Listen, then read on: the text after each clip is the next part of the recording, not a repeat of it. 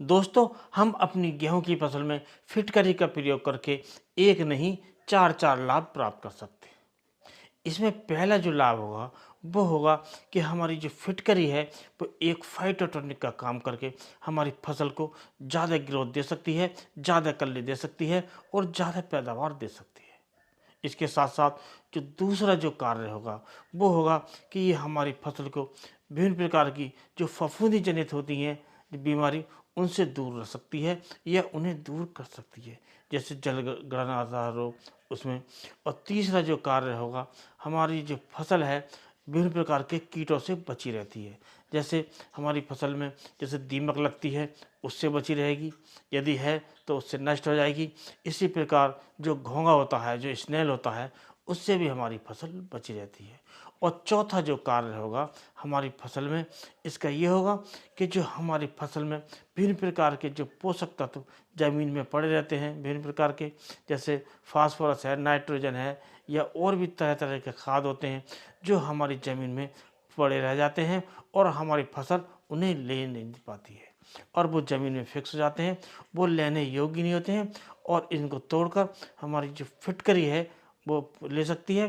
क्योंकि दोस्तों ये जो कार्य करेगी वो करेगी हमारी ज़मीन के पीएच को सामान्य करने में। अर्थात जिन ज़मीनों का जो पीएच मान है वो 7 से ज़्यादा है और ज़्यादा है तो हमारी फसल को वो एक प्रकार से काफ़ी लाभ देगी। क्योंकि दोस्तों जब हमारी ज़मीन का जो पीएच 7 से ज़्यादा होता है तो हमारी जो ज़मीन है वो हमारी फसल के लेने योग्य नहीं होती है, जो उसमें हम विभिन्न प्रकार के खाद होते हैं और वो पड़े रहता है और फिक्स रह जाते हैं।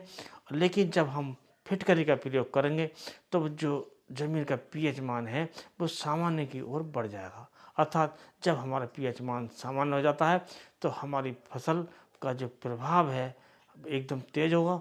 अर्थात जब हम फिटकरी का प्रयोग करेंगे तो हमारी ज़मीन का पीएच मान सामान्य हो जाएगा और जो विभिन्न प्रकार के जो पोषक तत्व ज़मीन में पहले से पड़े रहते हैं ये हम बाद में देते हैं तो उन्हें हमारी फसल बहुत जल्दी से प्राप्त कर लेती है और इसके जो रिजल्ट है वो बहुत जल्दी मिलने लगते हैं और कुल मिलाकर हम अपनी फसल से ज़्यादा पैदावार ले सकते हैं।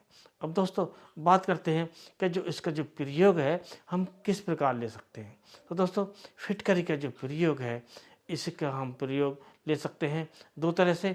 या तो हम ड्रिप द्वारा अगर हम खेती करते हैं तो उसमें भी दे सकते हैं, या हम सिंचाई द्वारा करते हैं उसमें भी दे सकते हैं। अब बात कर लेते हैं इसकी मात्रा की। और दोस्तों यदि हमारी फसल का जो पीएच मान 7 से ज़्यादा है तो हम इसका जो पीएच मान ज़्यादा होने पर हम 2 किलोग्राम प्रति एकड़ के हिसाब से अपनी गेहूं की फसल में या अन्य फसलों में इसका प्रयोग कर सकते हैं। यदि पीएच मान 5 के से ऊपर है तब हम 1 किलोग्राम प्रति एकड़ के हिसाब से इसे ले सकते हैं। और सावधान रहने की आवश्यकता ये है, यदि हमारी ज़मीन का पीएच मान 5 से कम है अर्थात जो हमारी ज़मीन है वो अम्लीय है तो हमें फिटकरी का प्रयोग किसी भी दशा में नहीं करना चाहिए। और यदि हम करते हैं तो इससे हमें लाभ की जगह हानि भी हो सकती है। क्योंकि दोस्तों जो ज़मीन पहले से अम्लीय होती है और ये फिटकरी डालने पर ये और ज़्यादा अम्लीय ज़मीन हो जाती है तो हमारे जो पौधे हैं उसमें ठीक से विकास नहीं कर पाते हैं। कुल मिलाकर जो हमारी फसल है वो हमें अच्छा उत्पादन नहीं दे पाती है। अब दोस्तों बात कर लेते हैं कि जो फिटकरी है इसका हमें क्या क्या और सावधानी बरतनी है। तो दोस्तों सबसे पहले जो सावधानी ये है कि हमें जो हमारी ज़मीन अम्लीय होती है अर्थात उनका जो पीएच मान है वो 5 से नीचे होता है तो उसमें हमें किसी भी अवस्था में इसका प्रयोग नहीं करना चाहिए। और दूसरी दोस्तों बात है, जब हम अपनी फसल में फिटकरी की बात सोच रहे हों, प्रयोग करने की बात सोच रहे हैं तो हमें इस बात पर ध्यान रखना चाहिए कि जो हमारी ज़मीन है उसकी जो हम सिंचाई करते हैं या तो वो नहरों द्वारा नहीं हो, या यदि हम करते हैं तालाब द्वारा जो बरसात का पानी इकट्ठा करते हैं उसमें भी नहीं प्रयोग करनी चाहिए, या नदी का पानी प्रयोग करते हैं उसमें भी नहीं करना चाहिए। अर्थात जो बरसात का जल है उसमें भी हमें इसका प्रयोग नहीं करना चाहिए। और क्योंकि दोस्तों ये जो जल होता है ये पहले से ही अम्लीय हो जाता है और यदि हम इसमें फिटकरी का और प्रयोग करते हैं तो हमारी जो ज़मीन है वो ज़्यादा अम्लीय हो जाती है।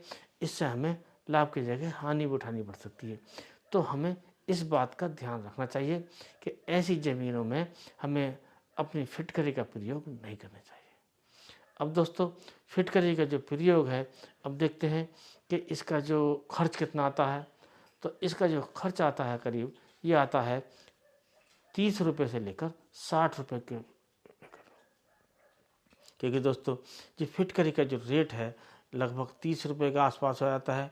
यदि हम 1 किलोग्राम फिटकरी प्रयोग करते हैं एकड़ में तो 30 रुपये की लागत आती है प्रति एकड़ के हिसाब से, और यदि हम 2 किलोग्राम प्रयोग करते हैं तो हमारी जो लागत है वो 60 रुपये आती है।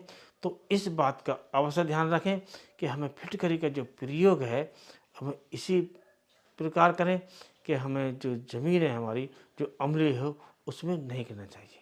तो कुल मिलाकर ये जो फिटकरी है इसकी जो लागत है हमें काफ़ी कम आती है, और इस बात का ध्यान रखना चाहिए कि हमारी जो लागत है, क्योंकि दोस्तों जब लागत ज़्यादा हो जाती है तब भी हमारे फसलों में फ़ायदा नहीं हो पाता है, क्योंकि शुद्ध लाभ जब हमें मिलता है वही हमारे किसान के लिए लाभदायक होता है।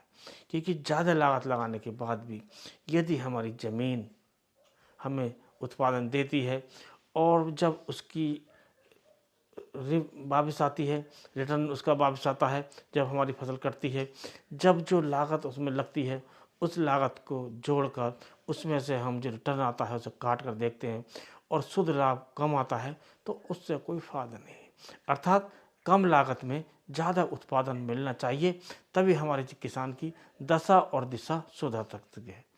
तो हम फिटकरी का जो प्रयोग है अपनी फसलों में सावधानी के साथ करें तो हम काफ़ी लाभ कमा सकते हैं और एक नहीं 4 लाभ ले सकते हैं। तो दोस्तों, चलते चलते आपसे अनुरोध करेंगे कि आप फिटकरी का जो प्रयोग करें तो सावधानी से करें। जो हमने सावधानी बताई हैं उनका अवश्य ध्यान रखें। तो दोस्तों, आज के वीडियो में बस इतना ही, और समाप्त करने से पहले आपसे अनुरोध करेंगे यदि आप चैनल पर नए हैं तो चैनल को अभी सब्सक्राइब कर लें। वीडियो पसंद आया हो तो वीडियो को लाइक कर दूसरे किसान दोस्तों में शेयर करें। तो आज के वीडियो में इतना ही। अगले वीडियो में नए टॉपिक के साथ फिर मिलते हैं। तब तक के लिए नमस्कार।